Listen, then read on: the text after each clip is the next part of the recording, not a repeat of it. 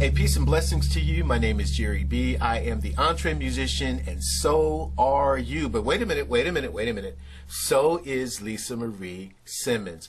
Boy, she joins us via Skype all the way from Italy. Now, I don't know exactly what town or city she's in Italy, but I am so grateful to have her, to have a conversation with her today. Here's the thing. Here it tells you about technology because I just saw something in her spirit. I saw her on LinkedIn and just decided to say, hey, what do you think? And her spirit bore witness with mine, and she said, yeah, let's do it. And so here we are in this interview, and who knows what's in store for us. Lisa, what's up? Hi, Jere. I am so grateful as well to be here. And it's true. It's amazing what technology can do. And when you did send me a message, I really loved it because it was not some of the sort of self-promoting,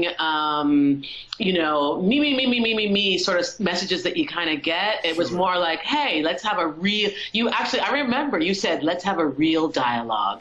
And that like hit home with me. I said, yes, this is great, because we all want to network and get to know people, and we all want a sandwich. That's another one of your lines, we're all trying to get our stuff done. But when you can do that and really connect with people, that's what it's all about. Absolutely. And I'm so grateful that you just responded the way you did as quickly as you could. Now, when I did that, I must admit, when I sent that first message out, I did not know you were from Italy. So we've got a few things to talk about because I saw New York, and then I went back and did some research, and then there's something very personal that I'm going to ask you about that just really brought me to tears. A grown man crying. Did you go and read my blog? I actually saw the videos, too, from your channel. So we're in for an excellent, excellent conversation. First and foremost, please know that all of our videos are sponsored by the great people at Vocal. Vocal is the only beverage that is designed to soothe, refresh, and restore your voice. Go to drinkvocal.com. It's about to drop, but I got to tell you about it now. Do go to drinkvocal.com. Lisa Marie Simmons is her own artist in her own right. She also vibes for the wonderful band called Hippie Tendencies, as well as Notespeak.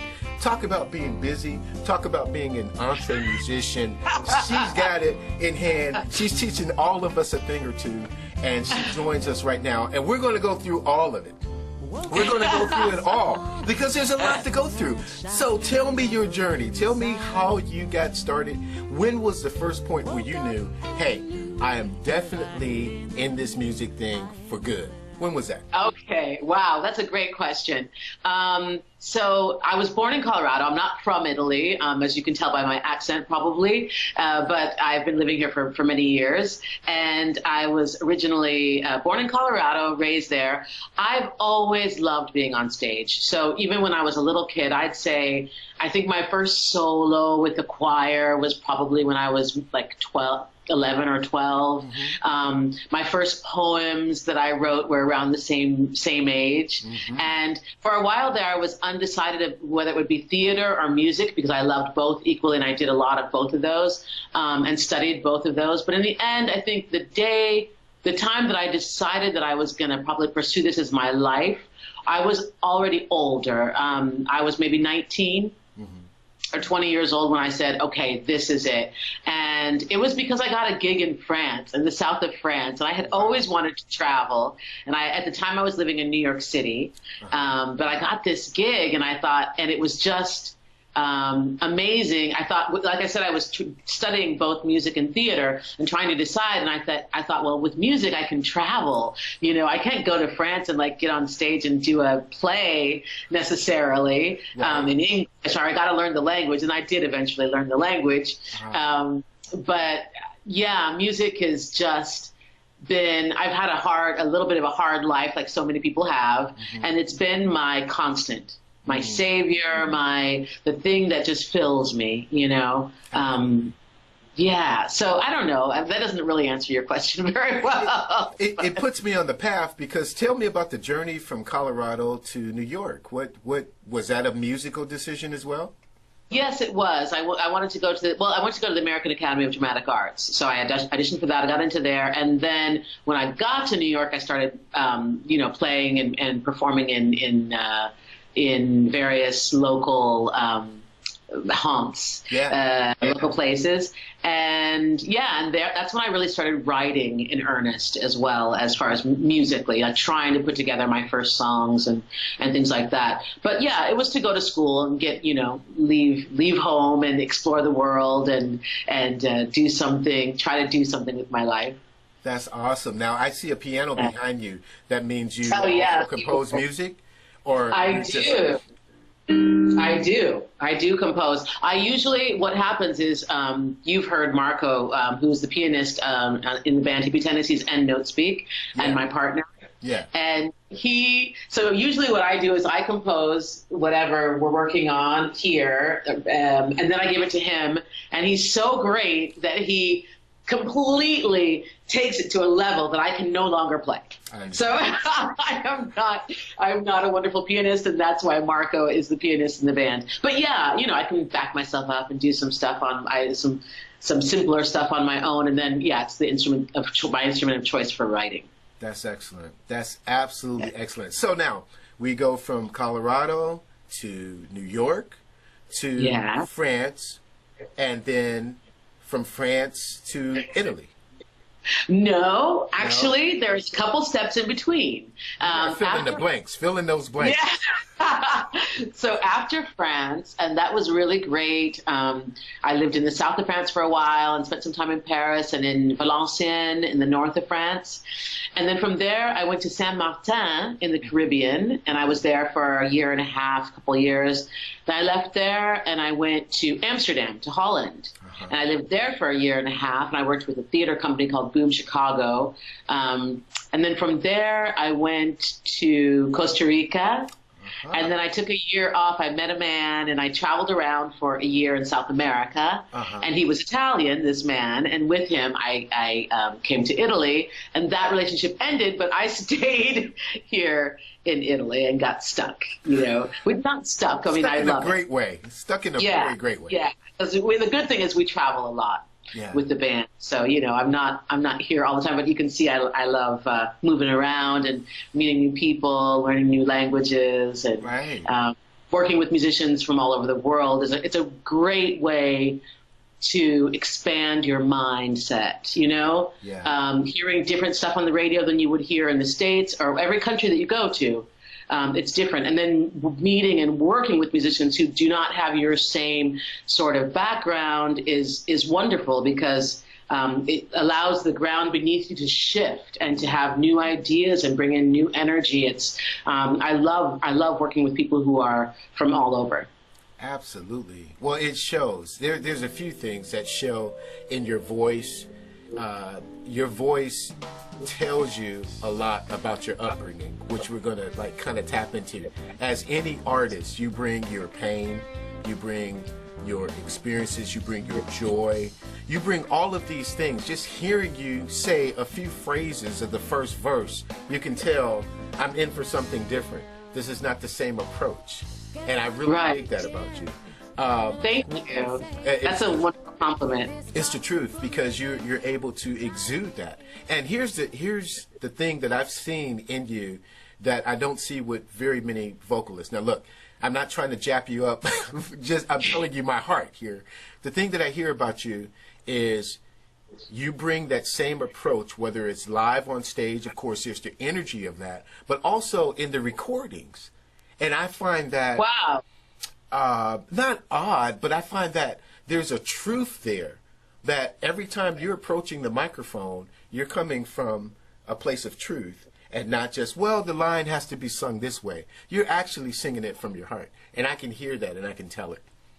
Wow, that is that's maybe one of the happiest compliments I've ever had, because you know how a lot of vocalists divide themselves sort of into two categories: those who love being on stage and those who love being in the studio. Correct. There's some people who are a little more timid on stage or whatever, and I've always thought of myself as a stage animal. I feed off the audience, and I really can get into it on stage, and I've always been a bit intimidated when I go into the studio about being as perfect as I can be, and I study really hard before I go in. But I do,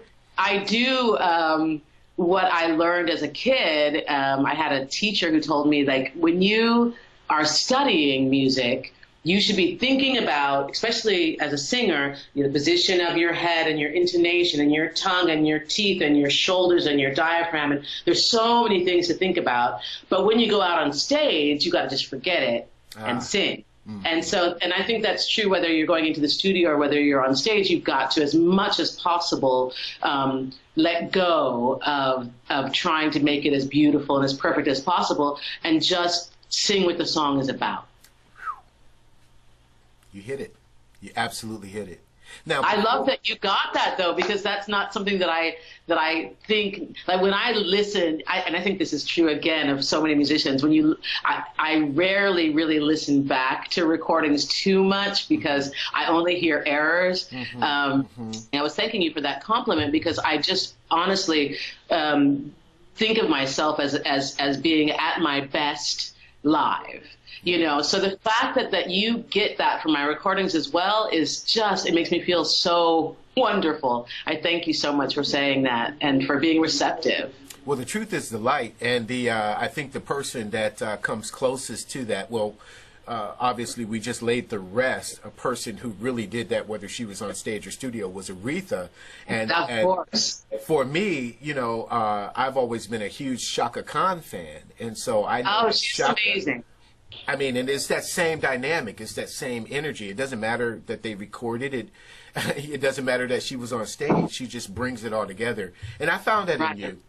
And so here's where I want to pivot because I want to talk about Hippie Tendencies. I want to talk about your spoken word. I want to talk about Notespeak. But what I really want to talk about is where that culmination came from. And you were so generous to share your journey in meeting your birth mom and your sisters and having that dynamic. And the one that really brought me to tears was when you received all of those birthday cards. Oh, the birthday video. The birthday video. I was like, wait a minute. They're all with a ribbon on my shelf here. We're gonna have to send people to the blog to really get the full impact of that event. But absolutely. Yes. But can you summarize, first of all, you were adopted.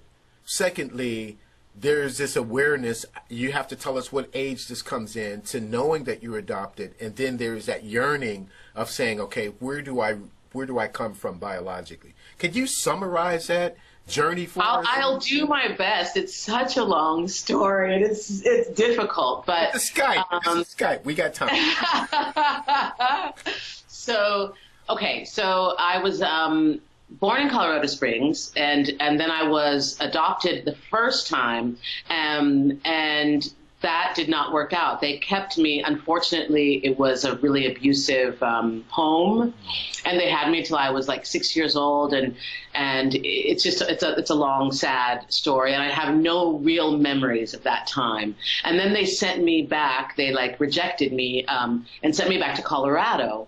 And that's where I met my second adoptive mother. I was in a foster home for a little while, and then I was adopted at age 7 again. And that's the family that I consider my family, where I met my brother, who is my brother, whether he's blood or no blood. Yeah. He's my heart, and that's Miles Simmons, and Miles Simmons Powell, because he's married now. And so I met him and my sister Kathleen and my mother and my father, and that also was a difficult home, difficult growing up. My mother, it was a transracial adoption, so my mother was white and my father was black. And my adoptive mother had many problems, and she had been abused as a child, and so she sort of visited that upon us. She wasn't able to break that vicious circle, unfortunately. But as I was growing up, and at the time, since I was very aware that I was adopted. I remember all of that, by the time that I was finally adopted into that home. And that my mother, for all the difficult things that she brought to our relationship, she brought a lot of great things. I don't want to just be here bemoaning my fate, because she was wonderful. She would read to us every evening, and had a vast record collection.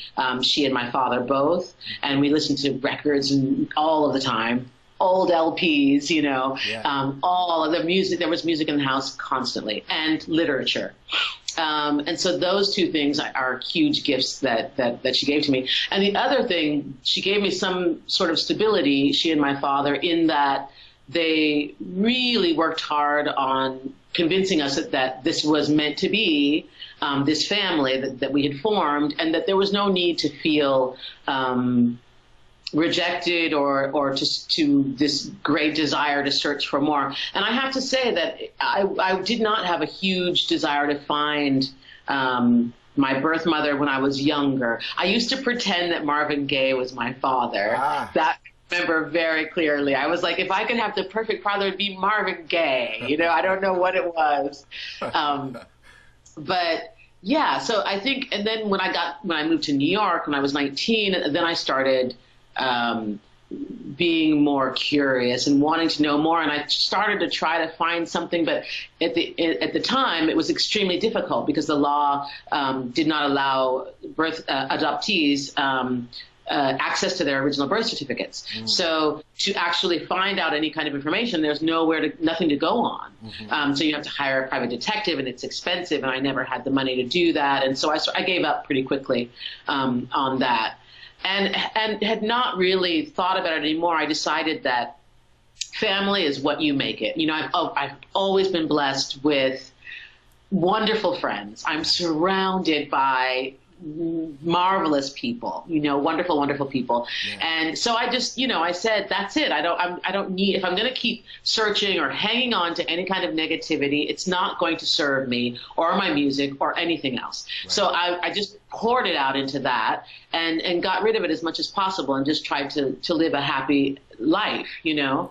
And so with Hippie Tendencies, that was when I finally, I think, got to the point where I could talk and sing about it. This is many, many years later. The last album with Hippie Tendencies was in 2012 or 2014. I can't even remember all the stuff that we make. I can dig and in that, I called it Identity. And that was about sort of all the things that I had decided make up who I am, who is Lisa, and how I got there. And I thought that with that, I had sort of laid it to rest, you know. And then we were in Colorado presenting Notespeak at the Jaipur Literature Festival. And I found out that there was a new law in Colorado allowing adoptees access to their birth certificates. So I signed up for that. I got my birth certificate a month later, and then things moved really quickly. I said, okay, I started getting the desire to want to know more, and I had a couple false starts, and then I found my birth mother, and the whole journey is documented on my blog, so please go and look at that. It's lisamariesimmons.com. It's super easy. And there's video there. Then there's video, and there's photos of how the whole thing came about. I will say this. There is a line, there is a before and an after. It's like every major event that has happened in the world, you know, there's before and after, and you know when you get to that moment, like September 11th when the towers came down, I was here in Italy in Pantelleria, and I remember looking at that and going, okay, the world is never going to be the same. And when I met my mother and held her in my arms, and she put her arms around me, I said, this is another one of those, the world is never going to be the same. And all this time that I've been saying, I've written at least 5 or 7 songs about how unimportant blood is. I was like, I take it all back. I take it all back. It's important. I understand. Just changed my worldview in so many ways, and so many beautiful. And now we speak, you know, we text every day. Yeah. She's wonderful. She's wonderful. She's wonderful. Now she's still in Colorado, correct? No, she actually had left. She wasn't even in Colorado for very long. She left right after I was born. She's from Shreveport. Louisiana. That's right. That's yeah, right. Because you were apologizing to people whether or not you pronounce it correctly. And I'm going there for Thanksgiving in November, and I'm going to meet everybody else. So I met my brother Dwayne, so I went back to Colorado after that first presentation of Notespeak. I went back, and that was in April of last year. That was in September of last year. In April of last year, I was invited to return on the strength of that concert that we did to participate in the Conference on World Affairs on the campus in Colorado, in Boulder. So I went as a panelist and as a performer, and that was an amazing experience. Ernie Watts was there. I don't know if you read anything about that. Oh, my gosh. He did an improv with me with the Notespeak material. Yeah. Oh, my gosh. There's video of that, too. That was wonderful. Anyway, so many great musicians. Ronnie Barak, also, who's a wonderful Lebanese percussionist, and Ron Watts, who's a wonderful trombonist, just some great people, storytellers and artists and wonderful, interesting people. So I went back for that. And this was just after I had found my birth family, right? So I told them, I'm going to be in New York City for the Independent Music Awards because we were nominated for an award for Notespeak. Yeah. So I went there to Lincoln Center, and I said, I'm going to do that, and then I'm going to go to Colorado and do a couple shows and be a panelist and performer at this thing. So if anybody can come and see me. And Mom was like, no, you gotta come down to Louisiana. And I was trying to make it happen, but the time was short, and I had all these gigs back here that I had to get back home to, and I didn't see. There was no way I could go to her. So my brother Dwayne drove over from California with his whole family, and I met him, and that was amazing and beautiful, and he's lovely. And then my mom said, okay, if you can't come, I'm coming. And she got in a car with her husband, and they drove up to meet me there. And my sisters, especially Cassandra, who's the eldest, were jealous. They all want to meet me, and I want to meet them so badly. But they're going to have to wait, and we're going to have to wait until November when I'll be able to meet them, the rest of the family. Oh, my goodness. It's a big extended family. There's a lot of people. I asked Cassandra to build me a family tree so I can start trying to put everybody into place, Yeah. But it's amazing to find people who, if there's one thing that I wondered about, it's like, who do I look like, and who do I have things in common with, and okay, this is the last thing, and then I'll shut up. This has been a really long thing. But I told my mother the first day I met her that for the last year and a half, 2 years, during my meditation in the morning, every morning, yoga meditation, I had this deep urge for the first time in my life to really thank my ancestors, to say, thank you, universe, and thank you for the fact that I'm here, that I'm a happy person, that I'm doing what I love. I am so incredibly blessed, and I don't know how or why I have the resilience and that I have. And this character that allows me to, get through stuff. And I know that comes from somewhere. I wasn't born in a vacuum. So thank you every single morning for the last couple of years. And then this happened. The power of prayer. Absolutely. I believe in it wholeheartedly. And I can say that you favor your mom very much in the video that I saw. Everybody said for the whole family. I see it. It sounded like, darn it, I was always the one who looked most like her, and now you're here. And I have much respect for Cassandra because you called her the intrepid one, and she's the one that can do the family tree and put it on point. So that's a wonderful Yeah, she's story. wonderful. They're all beautiful. They're all really, really beautiful. Well, what was important for me as we, navigated this interview was that people heard your story, because when I talk about the essence of Hippie Tendencies and Notespeak and the beautiful spoken word that you do, people have to know where that's grounded in, and that was grounded. Right. All of this energy that comes out of you is really grounded in that journey. So thank you for sharing that with us and taking that opportunity to say, okay, here's who I am. Here's the heart. And you just opened up your chest and showed us. So now when we hear, it makes a lot of sense. So we have to go now into Hippie Tendencies. Yes. First, that was a wonderful name for a band. Absolutely. That comes up because, okay, I named the band Hippie Tendencies because, as I said, I was born in Colorado Springs, but I grew up, my adoptive family are from Boulder, Colorado, and such a hippie town, you know, and I wanted to celebrate that and also celebrate that town, but also the ideals that sort of the beatniks and the hippies had in the 60s, not like drug taking or that kind of sort of stuff, but like the idea of sustainable an environment, environmentally, that was always a really important part of it as well. The idea of brotherhood and love, all of those kinds of ideas, I thought were a good representation, like something that ought to be represented, and that's why we chose that name. Yeah. Well, you know what? It's you could remember it immediately. Who's that band? Hippie Tendencies. I got it. Now your sound, and this is what I'm blogging about. Your sound, the sound of this band, is like no other. It's very original. I'm a huge fan of originality. I'm a huge fan of innovation, but I'm a huge fan of exclusivity. So I can say that when I listen to Hippie Tendencies, it hits all those markers for me, and your music is not for everyone.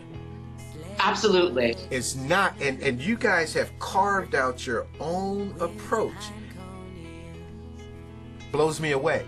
There were some chords, and I'm listening, I'm vibing on it. I listened to the entire thing, and I'm like, that was an interesting way to approach that bridge. Right. And I thought, well, they are not trying to fit a formula, which is so prevalent. I don't care if you are everywhere. It's everywhere. It's like, you have to sound like this. No, you're not exactly here, which is why, and I heard you say in another interview, you were trying to do a jazz festival, and they said you were too pop, or you were trying to do this festival when you're too jazz. And so your writing, Poppy Rock, was the answer to that. And I thought, I listened back to those lyrics, I heard Marvin Gaye, I heard your reference to Marvin, and I'm like, wow, you nailed it. Oh my gosh, you really did your homework. Thank you for that. Absolutely. Yeah, it's true. It's hard because if you can't be pigeonholed, people just don't know where to put you, and it's a struggle for a DIY musician. Yeah.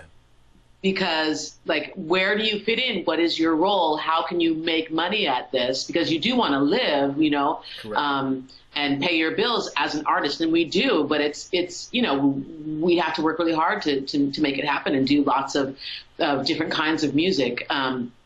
We are lucky enough to have a house gig in a 5-star hotel not far from here that we play it all the time, and it gives us the opportunity to test out new stuff, and to do a lot of jazz and we just, even there, we really tend to do things in our own style. We just refuse to try to give something different than what we are. But I think, and when we have kids come up to us, and now we're mentoring a lot of young musicians, and we tell them, if you're in the music business to make money, just get out. That is not what making music is about. And if you're trying to say, okay, there's so many people who follow the formula, like, how can I make a hit song? If you are thinking about how can I make a hit song, you're in the wrong business. We could end the interview right now. That is the golden string right there, really. And that's the whole purpose of the EntreMusician, and that's why I applaud you so much, because yes, as far as business is concerned, as far as booking, as far as following up, as far as being punctual, we talked about that a little bit before the interview began. There are things that you have to do, but as far as being an artist, if it's not from your heart or you're expressing who you are, truth. If you're not expressing truth, What are you doing? What are you doing? And back to that conversation that we were having about as far as being on it, being on time, being punctual, sending out proper emails, like all of the stuff, the bureaucratic part of the music business side is incredibly difficult. And I have people all of the time, all over the world, both here and in Italy and in America, in everywhere I go, who say, oh, you work a lot. Like, how can you possibly work so much? Other musicians. And I think, well, do the work. Wow. You've got to do the work. You know, you've just got to. It's hard as heck to send out millions of emails and get lots of rejections and the rest of it. But you just have to really be on it and be ready to put yourself out there, because nobody's going to come knocking on your door. There are too many musicians today, you know. Right. They will go knocking on their door if you put yourself out somewhere where they can see you, and you need to be professional about it. That's right. You can't put up some video that you shot on your phone in the wrong mode, like, you know what I mean, and expect that that's going to bring you work. Right. You have to be professional to get. You are an EntreMusician. I said it at the beginning. You are an EntreMusician. You're going to head up our Italy chapter once we go to that point, okay? That's right. I'm happy. The European chapter. I'm here. I'm here for the European chapter. You got it. That's fantastic. Now, so with respect to Hippie Tendencies, the only analogy I can draw is from the early 70s when George Clinton had all of this music and a dialogue with these different musicians and had to put them in categories. So there was Funkadelic, there was Parliament, there was the Horny Horns, there was Parlet, and that's what I see Notespeak saying, okay, we wrote this song, but it's not hippie tendency material. That's exactly what happened. That's exactly what happened. That's exactly what happened. So Marco, tell us about it. Yeah, okay, so the pianist, Marco, my one true love, and wonderful, wonderful musician, one of the best I've ever met. So he's the pianist, and he's most of the arrangements have been done by him. And as I said, it's a collaborative, especially Hippie Tendencies was very much a collaborative effort. But I'd say 3/4 of the melodies were mine. And then the bassist had put in some melodies as well. Marco made a couple, but basically the melodies were mine. But then, as I said, we'd come together as a band and everybody would put in something of theirs, but then Marco was the one who did most of the arrangements. And we did, on Hippie Tendencies' second album, we did a version of Joan Baez's song, of like 2 songs in one.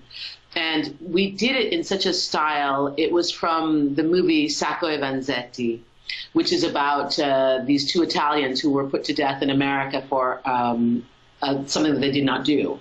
And I thought it was a great sort of analogy or metaphor for what's happening in Italy right now with immigrants, migrants coming in, and how people are so angry about it, and thinking, well, you know, look, the Italians went to America, and look what happened to them, and you know, it's sort of the same situation. So let's not forget. So I thought it was a apt thing to use. So the songs are called Here's to You, and then the ballad of Sacco e Vanzetti. And Here's to You we sang basically as Joan Baez did, but then we took the other song and I sort of spoke it, you know, and turned it into sort of a spoken word sort of thing.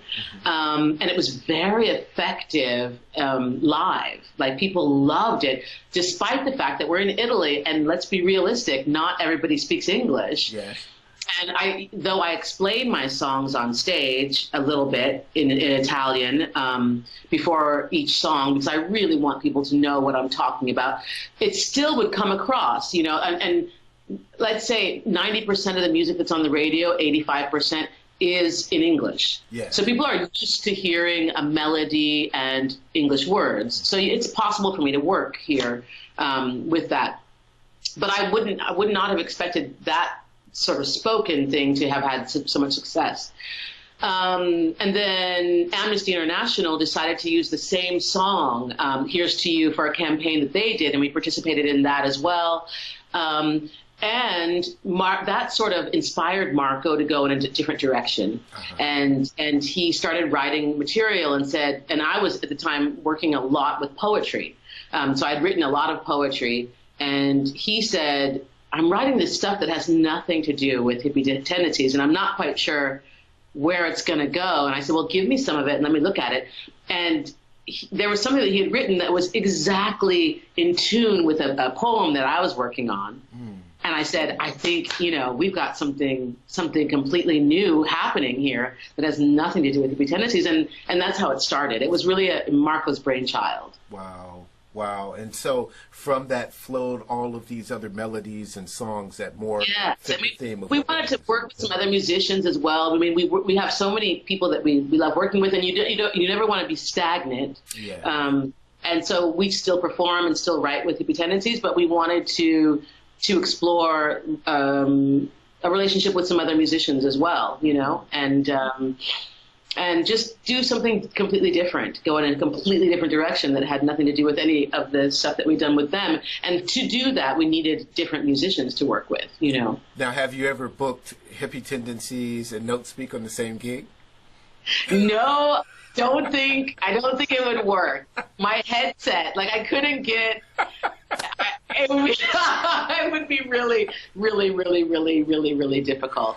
I have done other like double booking things. Like I have my best friend, Lisa Bell, has got a great band in Colorado, and we trade gigs back and forth. And so she would come over and do her material with my band, and then we'd come up and do the Hippie Tendencies material. We've done some things like that, and also in the States, doing some mixing up like that. But Notespeak and Hippie Tendencies, they're two different animals, two different beasts. I couldn't see doing that. I could not see doing that. And also, honestly, Notespeak is not really apt. It's not really a great product for Italy because it's word heavy. As I was saying before, if there's a melody like there is with Hippie Tendencies, even though it's in English and I can summarize the song in a couple of words before the song, it makes more sense. But for something that's so word heavy, I printed up some books and stuff for the presentation that we did here, and it was well received. There's a great video of us in Milan online that you can see. But I think to really grow in Italy, it's not going to happen. So we're really thinking about Northern Europe, where they speak English more prevalently, as well as like Germany, obviously the States, England, Holland, countries like that where they will maybe be more receptive to the words, because it's as you know, really word heavy. Yeah. Now, how do you incorporate then your spoken word between the two fronts of Hippie Tendencies and Notespeak? Is there some integration in your live show where you go, okay, well, this is Lisa, or this is a component where I've written this poem, or there's this expression in my mind, and it works well on both platforms? That's interesting. That's a really interesting question. I tried hard.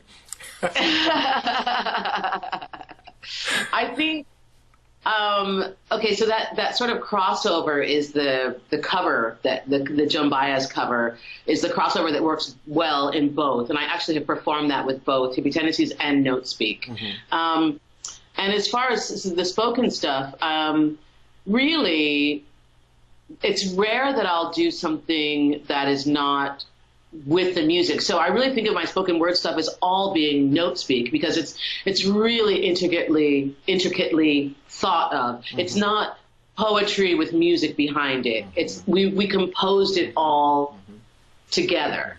So, and you can hear that, because I think often when you hear spoken word artists that have music, it is not something that the music is an afterthought, sort of. Yeah. You know, but we were really inspired by Gil Scott-Heron, Brian Jackson, that idea, because that was the same sort of, you know. Ursula Rucker is a great example of a musician today who also tries to really integrate the music. Not always successfully, Ursula, I think. But I think mostly when I'm pontificating, it's usually with music, with Notespeak behind it. Well, I'm going I'm going to introduce you to a gentleman from the States. In fact, I made reference to him on the LinkedIn. His name is Adrian Orlando Watson. And I think that his album is one that you can draw strength from. And as I'm exposing him to Notespeak, he can draw strength from that. And I think that there's going to be something that happens. I don't believe there's any coincidences. And I believe that when you listen to his stuff and you see how interwoven the music is, how he just creates an atmosphere and his voice really commands that attention. I see the same That's thing. what it's all about for me. I find that fascinating. You know, I find it, beautiful. I can't wait to hear him, and I'm very, very curious. Oh yeah, you watch out for it. I'll be sending you the links. Hopefully I can do that today, but you'll get it, and then he's going to get yours, and then I'm just going to watch and see how you guys vibe. What happens. And Thank you so much for that. Yeah, absolutely.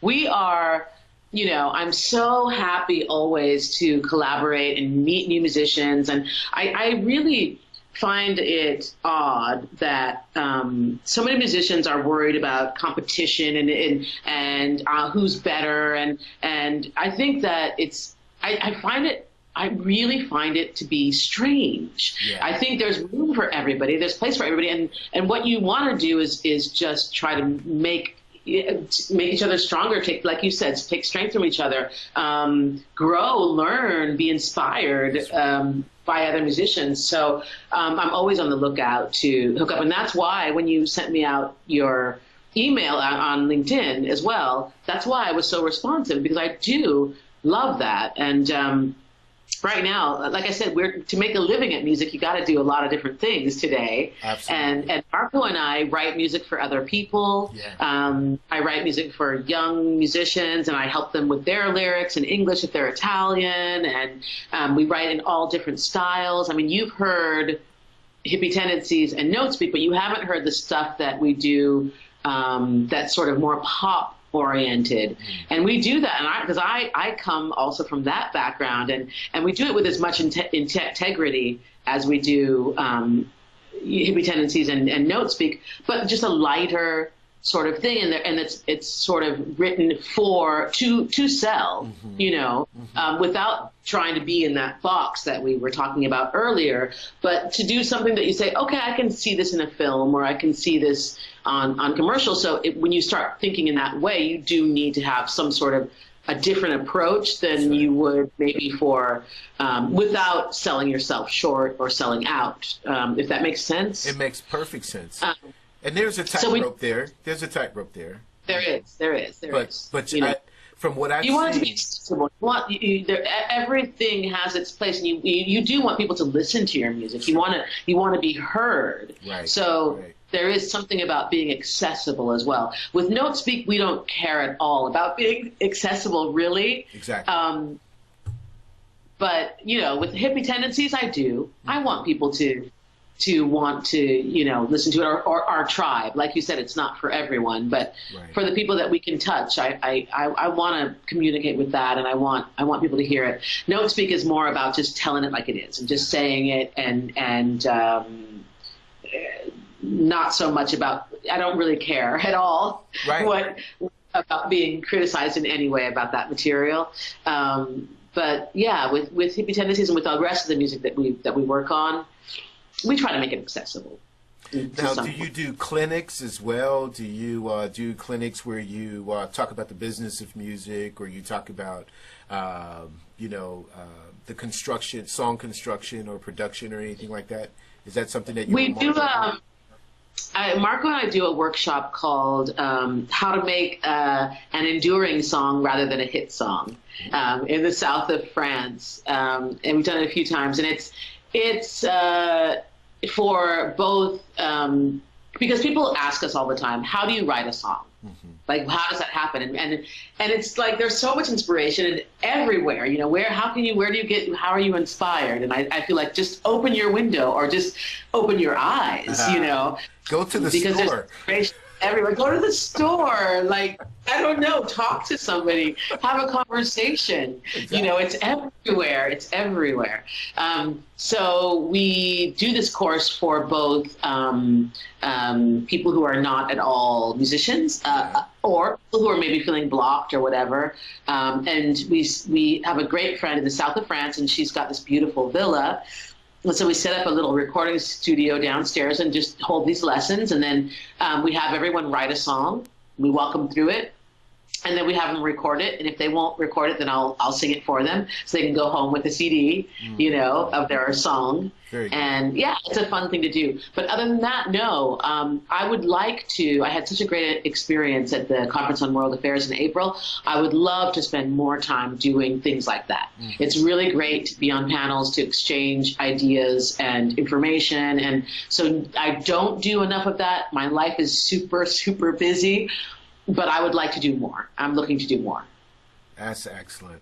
Well, I hope and pray that, you know, as you continue on this journey, that more of the world knows your name, more of the world knows and begins to appreciate your artistry. You are a gift to the world. You are. Your music is a gift.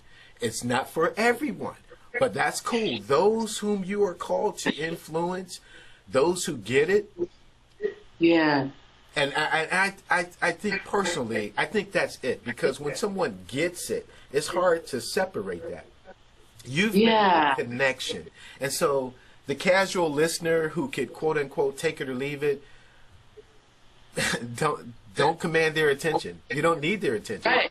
You've influenced me personally, and so I'm grateful to have had the opportunity to meet you. I know that our collaboration is going to deepen. I can't wait to meet Marco, and then even in one context, maybe interview him at some separate point. It would be great. It would be great. He's quite shy. He's camera shy. Let me just return the compliment, though, because when I went and checked you out, I wrote some things to you, but I'm also much inspired by what you do, and you're such a lovely soul and such a beautiful, intricate also musician, you know. And again, you just like us. I don't think you're for everyone either. You know, you have that, but just so the artistry is so high. Thank you.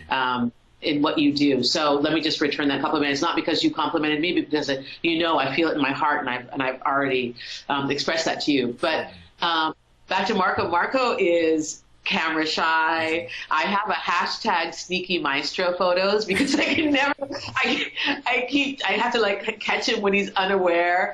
And he usually leaves interviews to me. I will say this, when we were presenting Notespeak in Colorado, we did some radio, local radio when we were there, and Marco said, "Oh, you just go and do the interview. You go and do," which is what he always says. And I said, "No, but it's Notespeak. It's your baby too, and you gotta, you know." And this guy who's interviewing us is really interested in what you've done with it, and he gets it.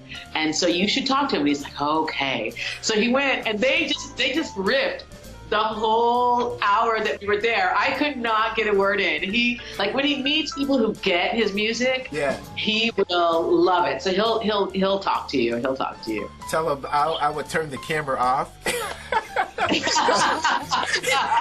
It could be an audio only interview if he prefers, you know.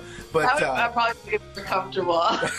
But I really do. I get it. I appreciate it. I'm so grateful that we, you know, were able to hook up and dialogue, and just looking for what happens in 2019 or 2020, or maybe there's even a musical collaboration, you know. So right now, I'm writing the songs about Mom.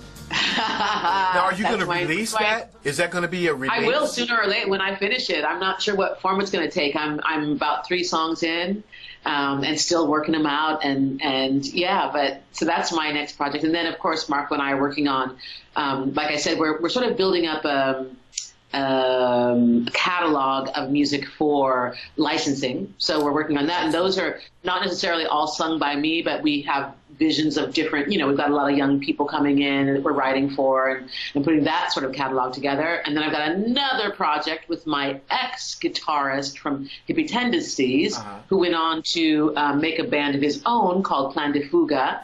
And it's he's a rock star. He's like a rock musician. And we have a real deep affinity as well for writing. And it's a direction that Marco will never go to, because he is, you know, really about a sort of a jazz, at least a jazz bass in it, whereas this new stuff with Filippo is sort of more rock pop oriented. So those are my 3 projects right now: the Mom album, the album with Filippo, and then our licensing catalog. So it's a lot of stuff. I have to ask: is it going to be titled the Mom album? Because that's beautiful. I've been calling it that up to now. I doubt it. I very seriously doubt that'll be the Mom album. That's it might. If it does, I'll credit you. Well, you know, here's the thing, and the reason why the birthday cards really resonated with me is because my mom left. She transcended this life in April 26th of 2008. And so that just, well, I know where she is, and she's doing very well. She's no longer on this plane, but she's doing well. Here's the thing, though. The bond, there's no love like a mother's love. I mean, there's that nurturing and that opportunity to see what this has done for her shines through. This has also enriched her life in a way that she never thought possible. Because once she thought, well, okay, that's it. There's a decision that I made for those reasons, and I have to live with the result of that, and then getting a letter in the mail. Come on. Oh, my gosh. I mean, we've had conversations about that, and that, you're right, that thing, that idea of a mother's love is a thing, and this is one of the songs that, for her, that I'm writing. It's something that I always told myself that I did not need. And I never held any rancor. I was never angry like so many adoptees are at, like, why was I left? You know, I figured she had a good reason to do that. I know it must not have been easy, right? Absolutely. So I didn't like hate her or feel abandoned. I did feel abandoned possibly deep inside, but I wasn't angry with her. But meeting her and feeling her love for me it's inexplicable. And when that package arrived, and I opened it up and I saw a letter for every year that I've been on this earth with a little message appropriate for each age inside every thing, I got that she does that love. I thought she doesn't really know me. Like, none of the family, they don't really know me. How could there, but there's this thing that binds us, that ties us together. And it's so lovely to explore and find. And as I was saying, the song that I'm writing now is about finding that love that I didn't know I was missing. Yes. Yes. You know, it was something that I was missing that I did not know until I had it. And it was like this hole was filled. It's so difficult to express, and I hope the song will express it better than I'm doing right now. But yeah. And I know that your mother is, like you said, transcended this plane, and that she is fine. And but it is hard. It must be hard not to be able to have an immediate conversation with her. So that my sympathy with you is for that. You know, that immediate feedback that you might get from her, you know. But I'm grateful. I'm grateful I was raised by her. You know, her love made me the man that I am today, and got me in touch really with my emotions and helped to encourage my artistry. You know what I'm saying? I wasn't. She must have been amazing, because you're the nicest man, and you're such a wonderful artist. I mean, she must really have been splendid. She must have been something special. Well, she encouraged me. I mean, in other dynamics where a boy is supposed to play football and basketball and do all of these things, and I want to work on this music, or I'm writing this lyric. You know what I mean? I'm drawing these album covers because I could see myself, you know, and to say, hey, that's what you do. That's what God has put you on this earth to do. That's the push, man. That's the push you need. Yes. That's why. Yes.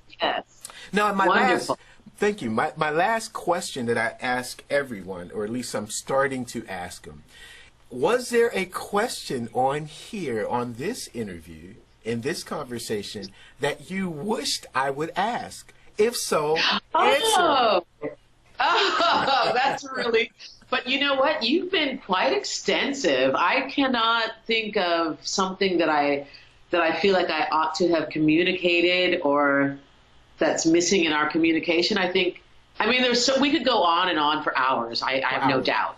Absolutely. But yeah, you're really easy to talk to, and you're a fascinating person, and I'm so enjoying this. But there's not something that I feel like, oh, I need to get that out there. I feel like,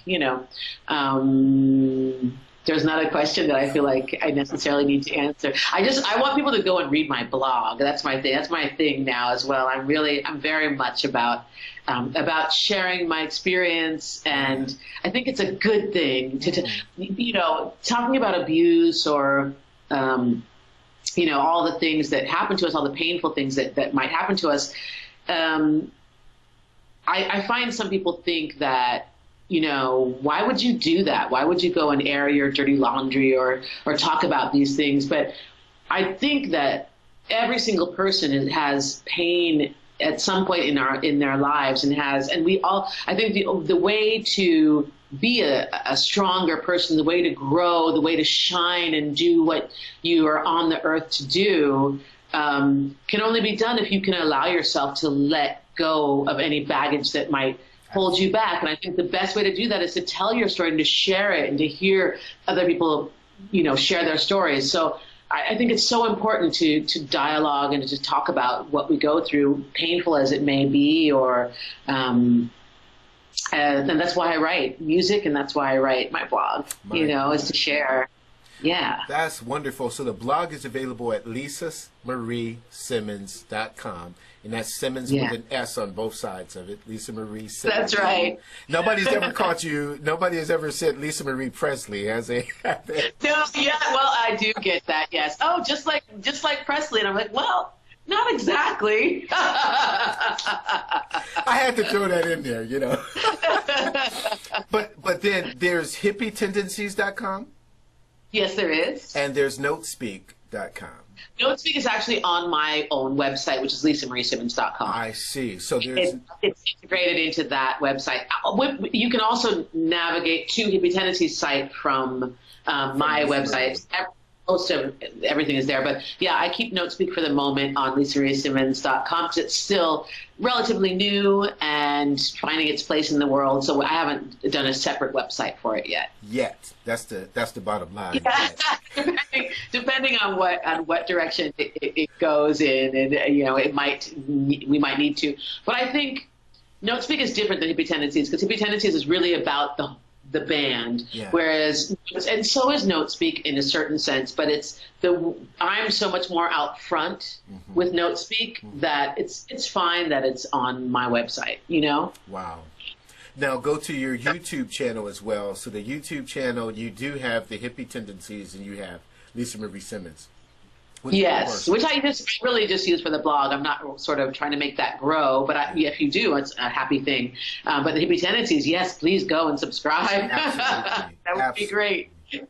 Wow. Well, I've thoroughly enjoyed the opportunity to share your artistry and your heart with these wonderful people who are fellow EntreMusicians, because again, we are all trying to get a sandwich. That's all we're out here trying to do. I love that so much. I need to write that above my piano back here.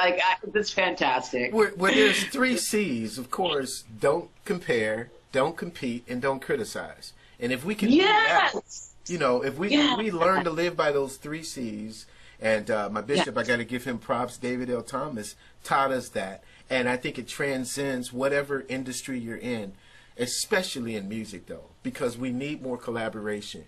We need more sharing of ideas. We need more opportunities to say, hey, this is my story. This is why I sound this way, or this is my heart. And immediately, I didn't know. This was before knowing all that you walked through. I heard it in your voice. There's something there. There's something to grasp onto. There's a pain and a joy that is kind of like, I gotta find out what that is. Thank you for sharing that. Oh, you're so wonderful. Thank you very much. It was my great joy to have done this with you today. You're just a beautiful, beautiful man. So I wish you and your family all the best, and I'm so happy to be part of this family, this EntreMusician family. So you said your name is Lisa Simmons. You're the EntreMusician. You go ahead and do it. My name is Lisa Marie Simmons. I am an EntreMusician, and I am so happy to be one. Blessings to you. Have a great day. You too. As they do in Italy, we throw kisses. All right. Now, what's with the aggression? Because, see, I have not begun to be done.